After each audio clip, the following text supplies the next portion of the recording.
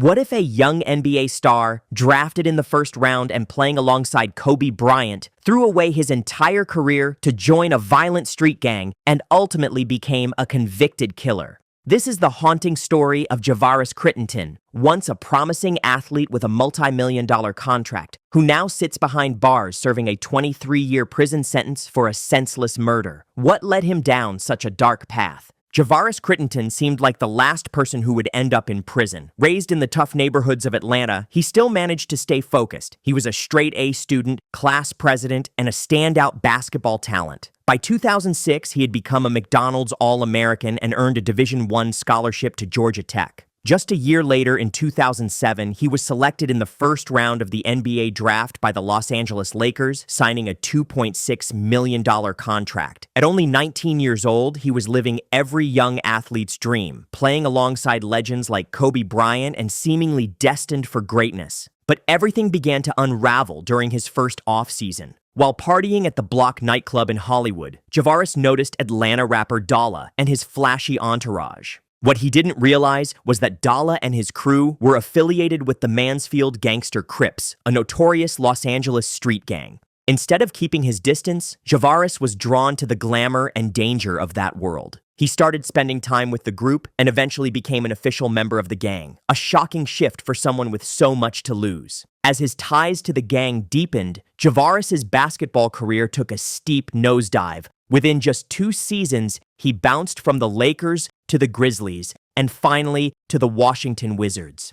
His performance on the court continued to decline, but things hit rock bottom in December 2009. During a team flight, Javaris got into a heated gambling dispute with teammate Gilbert Arenas. The conflict escalated to the point where both men brought guns into the Wizards' locker room, an incident that stunned the NBA community. Although no one was injured, the fallout was severe. Javaris was charged with misdemeanor possession of a firearm and sentenced to 1 year of probation. The Wizards immediately terminated his contract. Just like that, at age 22, he was out of the league. His NBA dream had collapsed.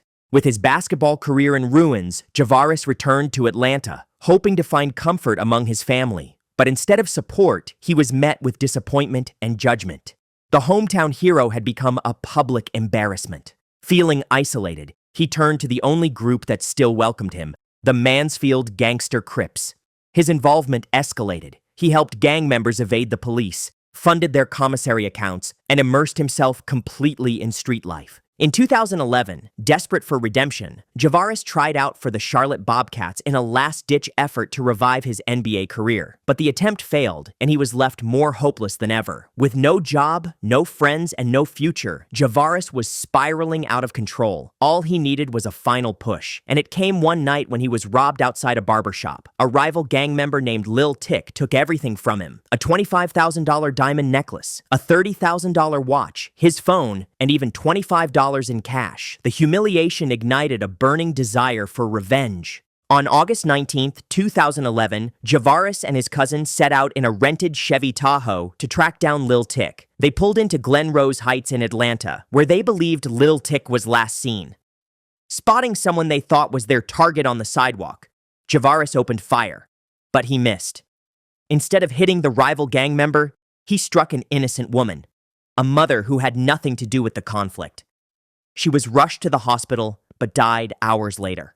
The murder sent shockwaves through the community. Witnesses came forward, identifying Javaris as the shooter. His fingerprints were found in the getaway vehicle, and ballistics tied him to the weapon. Just days later, the FBI arrested him in Los Angeles. The case against him was overwhelming, and in 2015, 4 years after the shooting, his trial finally began. Realizing a life sentence was likely, Javaris struck a plea deal. He admitted to voluntary manslaughter and aggravated assault with a deadly weapon. He was sentenced to 23 years in prison. Today, Javaris Crittenton is serving his time at Calhoun State Prison in Georgia. Barring early release for good behavior, he won't be free until December 2036. From NBA star to convicted killer, his story is a stark warning about how quickly fame can turn into tragedy when poor decisions and dangerous associations take over. A young man once destined for greatness will now spend the prime of his life behind bars, all because of a moment of rage, revenge, and a path that never should have been taken.